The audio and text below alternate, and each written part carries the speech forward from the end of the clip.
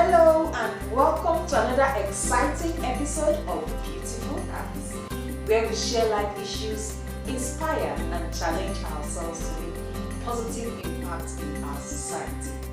The topic we'll be discussing today is the act of receiving and giving. Sit back, pour yourself a glass of something relaxing as we go on this journey to learn how to be a receiver and a giver.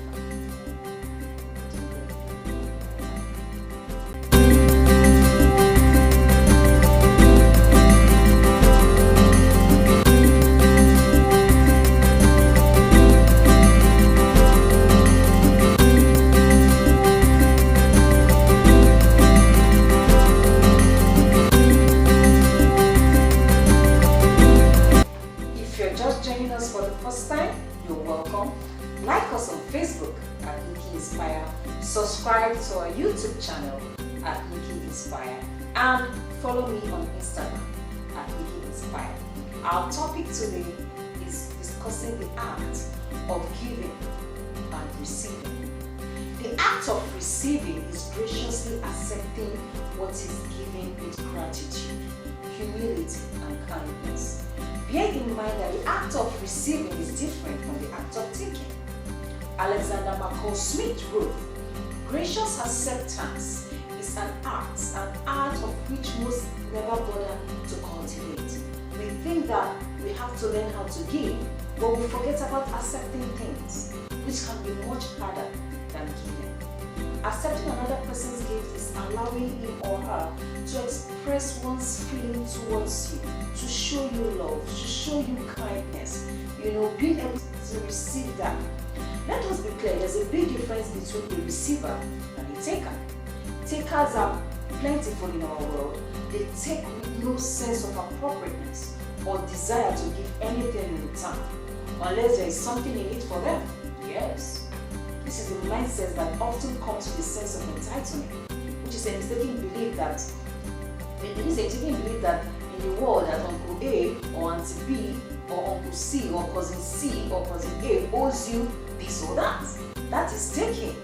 You're not entitled to anything. Receivers, on the other hand, are open to what is being offered and are able to graciously accept it with gratitude and, if appropriate, with humility.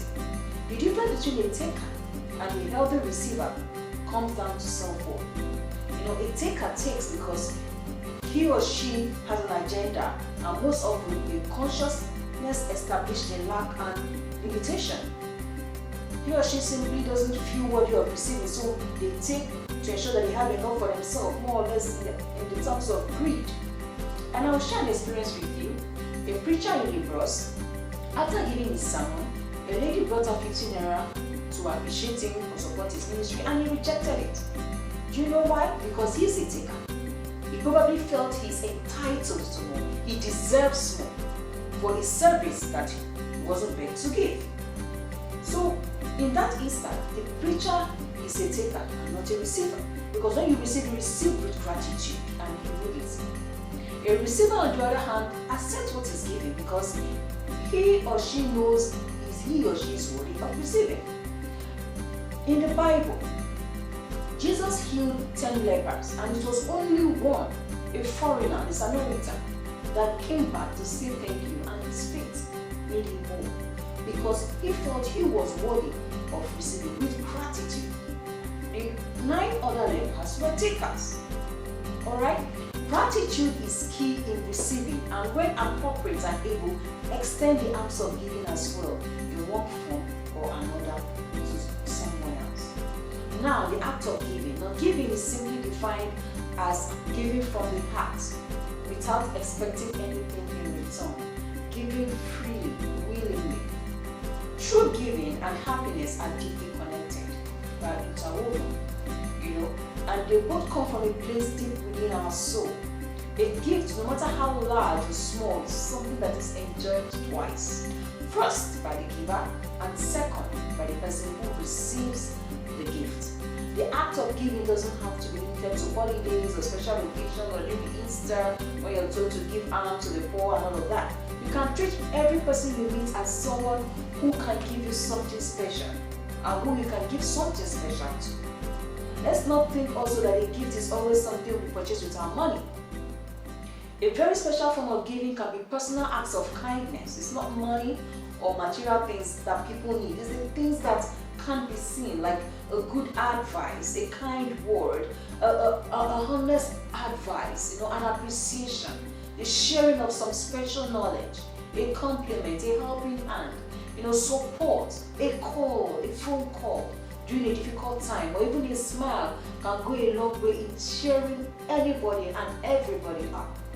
We all have something to give. We all have something of value for another person.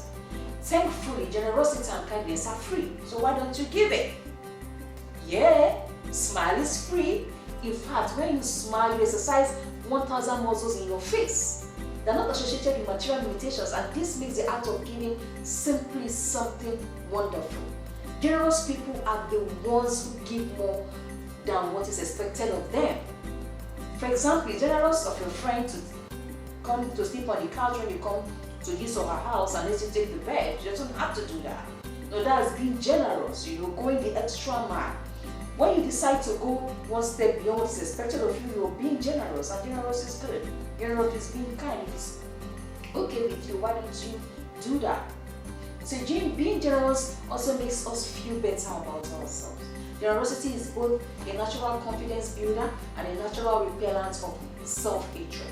By focusing on what we are giving rather than on what we are receiving, we are creating a more outward orientation towards the world, which shifts our focus away from ourselves.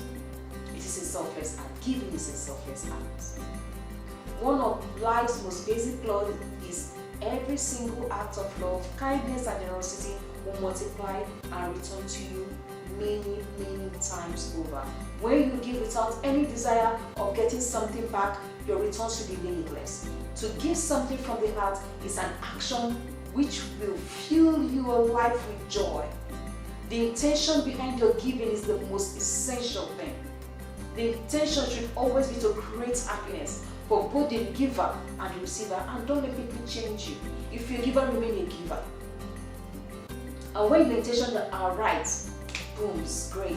It creates a pattern of happiness, joy, trust, and love in your life beyond what you would ever expect. Lao Tzu wrote a long time ago that kindness in words creates confidence. When you say kind words to yourself, it makes you believe in yourself. And also when you say kind words to other people, it encourages them and it lifts up their spirit, lifts up their soul, makes them make better, and makes them become the best they can be, makes them believe in themselves and their capabilities. So why don't you say a kind word today? Kindness in thinking creates profoundness. Sincerity of heart and is deeply felt. Think good for others. Kindness in giving creates love, and that, my friend, is the act of giving. Don't let people change you. You are accountable for yourself. If you are a giver, remain a giver. Remain a giver no matter the circumstance.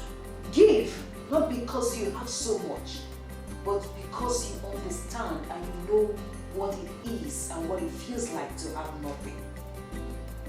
Giving. Give, and it shall come back to you. Good measure, pressed down, shaking together and running over. Give, and it shall come back to you. When you give to the Lord and give to others, give to your neighbors, give to your friends, give to your enemies. Yes, be kind. That is what you are accountable for. I remain your host, Nikki Inspire. Like us on Facebook at Nikki Inspire. Subscribe to our YouTube channel at Nikki Inspire, and follow me on Instagram at Nikki Inspire. Until next time, remember, you can make a difference, and keep giving. You are worthy of receiving as well. And when you can, lend a helping hand. Bye.